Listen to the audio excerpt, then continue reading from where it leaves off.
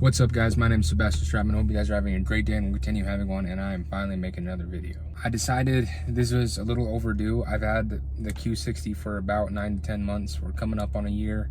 I was gonna make the 6 months with the Q60 video, but never got around to it. So today I'm gonna do that. So I'm gonna go find an empty parking lot and just kind of talk about it. What it's like having the Q60, some repairs that have already been done, and what kind of modifications I've done so far, and stuff like that. If that's something that would interest you, feel free to keep watching. We'll get right to it.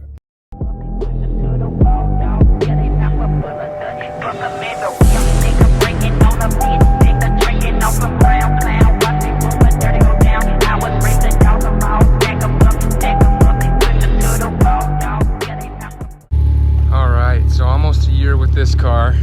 Seems a little crazy. It doesn't feel like it's been that long. I didn't have the Q70 for very long, and I realize that now. But this is the Q. Kinda just got washed. She needs a touch up already, but you know, she's here. Some of the things that have already been replaced, and one of the things that were replaced as soon as I got it was the drive belt. The drive belt was squealing like a motherfucker as soon as I got it.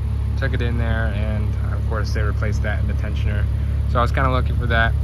A few thousand miles later, not very long after, we actually ended up replacing the turbos. I complained of a droning sound, and that's what they found it to be. That wasn't the droning sound I was talking about, but I mean, I was happy with what they found, at least to get it done before we had to. We've replaced the rear drive shaft seal. I could probably put up the exact name right there, but twice. Replaced the tire. It had a massive chunk taken out of it from the last owner. I really need new wheels because the last owner freaking destroyed these ones. But I wanted to do performance first over cosmetics. The paint is really rough. I'll be completely honest.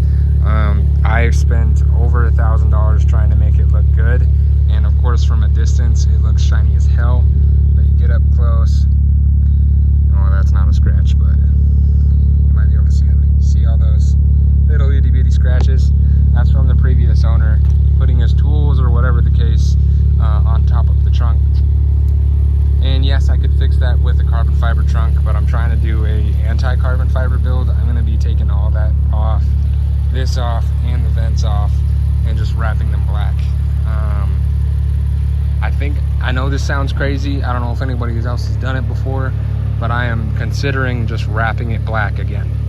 Maybe a matte black, maybe another gloss black, but the paint is in really bad condition. We did a 2-step paint correction as well as a ceramic coat. So again, looks good from afar, but up close, you understand that the last owner did not take care of it. It had many scratches on this fender, scratch right there on that rear panel. I was able to buff out myself, luckily. There was one scratch, it was right here, but you can't see it now. It was really bad. If you watch one of my first videos, you could probably see it. That hurt me a lot, but you know, when you're building a car, you got to fix its imperfections first. This is the luxury premium model, so I did not get the big brakes, so I definitely got to get those. A lot bigger calipers. With the way I drive and doing like tailgate runs and things like that, is taking quite a bit of wear on my brakes, and I'm going to need to replace them soon, so I might as well upgrade. Next, to talk a little bit about the interior. Some people absolutely hate the interior in the Qs. I don't know why, but as you can see, I wanted to make a video about this before, but I've been in Audis, the newest Audis. I've been in the newest Beamers, and this is all soft to the touch. This is leather. This is not plastic. Every single bit of this is leather. Very good quality. I don't see anything where they skipped out on quality wise here. Everything looks very solid. Like the dash is super nice. The steering wheel is actually really nice. It's a good size, and it's leather. So, I mean, I could use to polish it up a little bit, but there was no problems on the interior of my car, luckily, which is amazing. I did replace this unit with Apple CarPlay, so I could have Apple CarPlay. That was probably my only complaint. I actually do like the 2 screens. I know a lot of people upgrade to the Tesla style screen, but the 2 screens are probably one of my favorite things about it. I do, like I said, I don't want to go for a carbon fiber exterior, but I do want to get the carbon fiber interior. I think that would look awesome. But everything in this car is super plush. Like, there's nothing that's gonna hurt you. It doesn't feel cheap. It doesn't feel like a Nissan Versa. Sorry to the Versa owners, but everything is very, very nice. This car is super sleek, in my opinion. I could definitely take a road trip in this car, not that I'm going to. As for the back seats though, they are super small. Even my daughter has a hard time staying back there, and it does not fit a regular size car seat. I kind of gotta maneuver it quite a bit. So the back seats don't really get used. I'm gonna be getting a daily here soon and making this more of the race car. So I'm gonna be taking those out, and I think that'll drop some weight as well. I just really don't need them. The cluster, as for the cluster, a lot of people say it's outdated. Yes, in a sense it is. That middle screen is definitely outdated, but I do like the analog. But even if it was an option for a digital or analog cluster, I would have got the analog because it's something that I like. So next I'm gonna kind of go over the modifications that I do have and go from there. I actually made this after the video was over, but one other thing about the interior is I love that there is adjustable bucket seats. That is so nice. I can close these and open them the more that I need, which makes me want to not replace my seats even more, but I still might in the future. But you have all the adjustability like a normal car would, but the fact that it has adjustable bucket seats is so awesome. So first thing that I did was I got the R4 unit-in radar detector. I've had that for quite a while. It works great. I can do a better video on how I like that if you guys would like. I already kind of have it.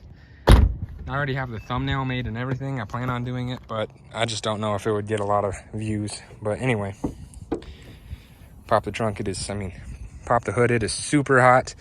Engine bay is a little dusty, but I got the Red Alpha intakes. I think they're 2.5, I believe. I plan on doing a lot more up here, such as like the AMS reservoirs, the fender tank, and I'm going to be upgrading the intercoolers. That's actually the next mod other than wheels, is the intercoolers and secondary water pump.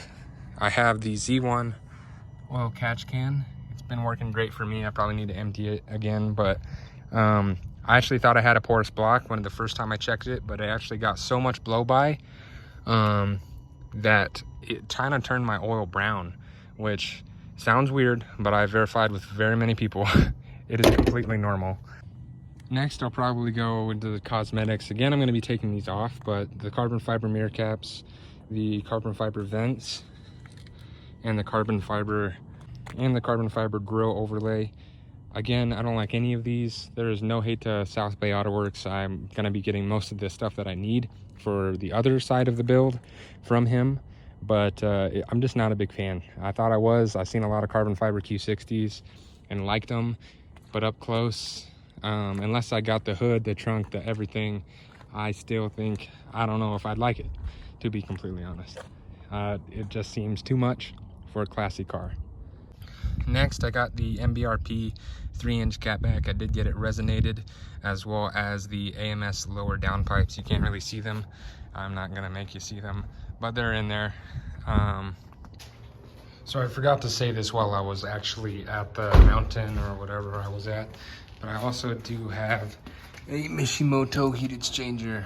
I would not tune with that one. And then next, for performance, I did the tune. So I got tuned through Sonic.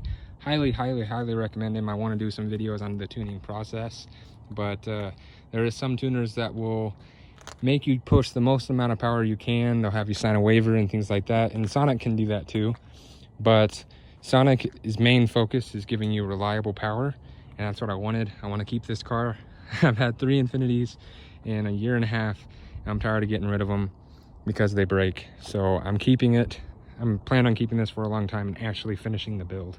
I know this is kind of a short video. I really don't got much to say. The Q has been great, especially ever since it got tuned.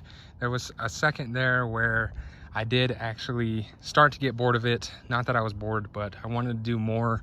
I couldn't do autocross. The suspension's not tight enough. I haven't done any suspension modifications track days it would get way too hot. There was a lot that I needed to do, and still is. This way I can still have fun on the streets and kind of build up to doing autocross. And that is the goal with the build, is to do an autocross / toge build Q60, be one of the first, if not the first, and hopefully break some records that way, since most of the records for the Q60 on the quarter mile are heavily taken by way over modified Q60s. So I've got just about the power I need. The intercoolers will give me a little bit. Stiffening up the differential and getting new tires and wheels, lighter wheels, will help me quite a bit in every single scenario. But soon I plan to do autocross. Hopefully you guys will get those videos, do a lot of mountain runs. I still do the mountain runs, just not as crazy as I'd like them to be. Anyway, I hope you guys have a great day and continue having one. Peace.